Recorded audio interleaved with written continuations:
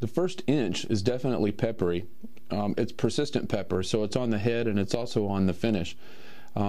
There's a good creaminess though that helps to mellow all of that pepper down, and I'm sure both the pepper and the cream are going to remain throughout the cigar. The first inch doesn't usually show a lot of complexity in most cigars. It's hard to start picking up different flavors, but on the finish of this thing at the very back there's a little bit of nuttiness, so I'll see where that goes. It kind of complements the pepper real nicely, so that's great. It's very well constructed. The draw is simple, considering that it's so firmly packed.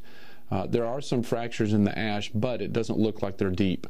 The stippling shows up pretty nicely in the ash as well. I don't know how well it shows up on the camera, but it's quite evident when you look at the cigar.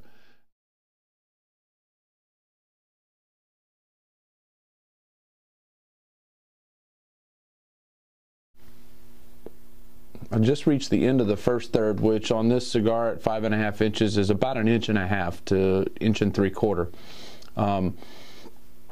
The photo you just saw of the first third took me about 90 seconds to take, and in that 90 seconds the cigar went out. It's not an intrinsic problem with the cigar, but 90 seconds with a 54 ring gauge, if you're trying to make notes and stuff, will let it go out.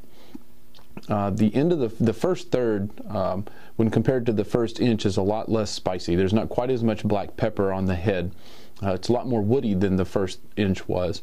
It's still a very light wood, a little bit stronger than pencil wood, not quite as strong as oak, but somewhere in there.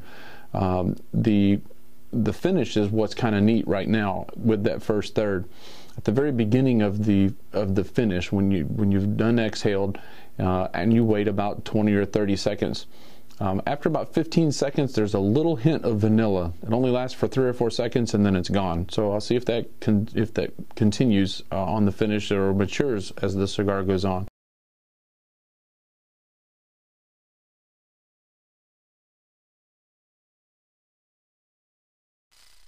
Having just finished the second third, I can tell you that I did have to ash it.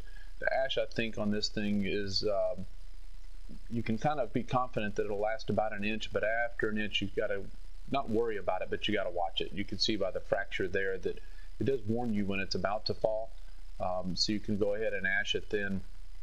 The spiciness that's inherent in this cigar is still there, it's still present, but the creaminess is more overwhelming than it was before. So the spiciness is receding back in the flavor profile, and the creaminess kind of turns your attention towards the woodiness that's working its way up in the flavor profile. Still quite good. There's that hint of vanilla is still there. It's not a floral or fruity cigar, but so far it's still great. And the stippling is still very evident in the ash. Of course, when they do that, it remains and stays that way. Still looking forward to the end of the cigar. This last third should actually turn back towards the pepperiness, I think, and start to get a little more complex and a longer finish. See you in a few.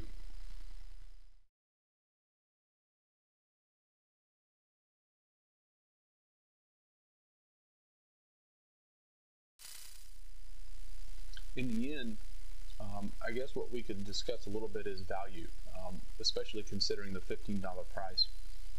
Padron's not a cheap cigar company. They never will be. They shouldn't be. In this case, the construction is perfect. The blend of tobacco has been great, and they put a lot of consideration into what tobacco leaves go into this cigar. When you consider that it's limited production, and you consider the perfect construction, you also have to consider the complexity. And while it's not a very complex cigar running the gamut of earthy flavors or floral or fruity, it's still quite complex in the way that the cream interacts with the spice to create such a long finish. The dryness in your mouth gives you a nice thick syrupy caramel texture, which coats the entire palate, much like some other cigars, but more so in this cigar than almost all others that I've smoked. The stippling and the ash and the way that the cigar feels in your hand, and in your mouth for that matter, create a very, very good cigar. I would have to say that at $15, it's definitely worth the asking price. Most people can't afford to buy a box of them and smoke them back to back, but this is definitely one you should try. It would stand up well to drink, it would stand up well to food, and it certainly would stand up well to conversation with friends and so forth. So pick up a couple and give them a shot.